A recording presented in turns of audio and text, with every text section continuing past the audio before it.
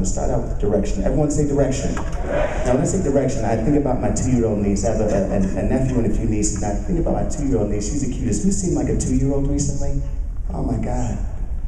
She's smart, she's beautiful, and I don't believe in calling all babies beautiful, but she really is beautiful, right? All right, so anyway, but I will test her because direction starts at a very young age. So let's say there's a bottle, I have a bottle of water, and boom, I drop the bottle of water. And I'll look at her and she'll go, Uncle. And I'll look at her like, what are you gonna do?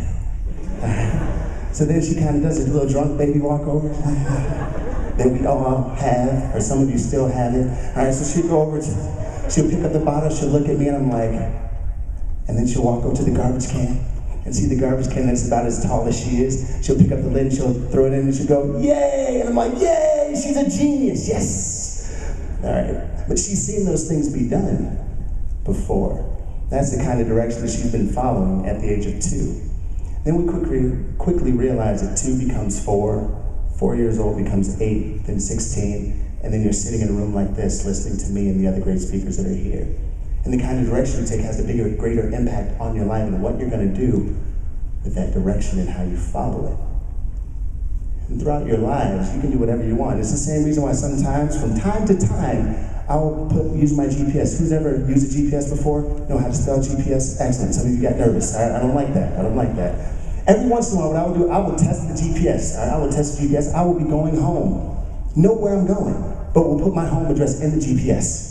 All right, and then at some point it'll tell me to go right, and I'll be like, let me try left. And wonder why it took me an hour, to get home, than it usually doesn't. That sometimes you know what direction you can take, but you choose to take a different direction anyway. So we can move through information, victory, and then education. When I say education, I don't mean just inside the classroom, I mean outside of the classroom. This is what this is. Outside of the classroom, education. This is what this is. And sometimes part of education is in relationships. I don't know, girlfriend, boyfriends, those kind of things. I don't know. Raise your hand if you've ever had a girlfriend or boyfriend before.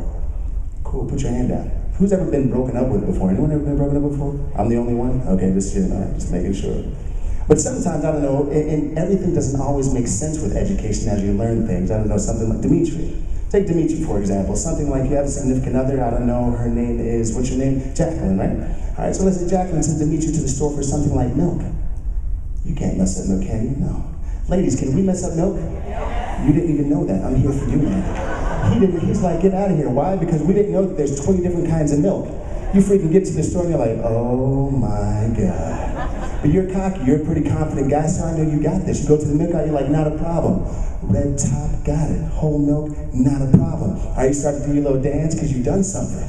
You've done something. You get to the checkout line and what do? You buy her a Snickers bar. Why?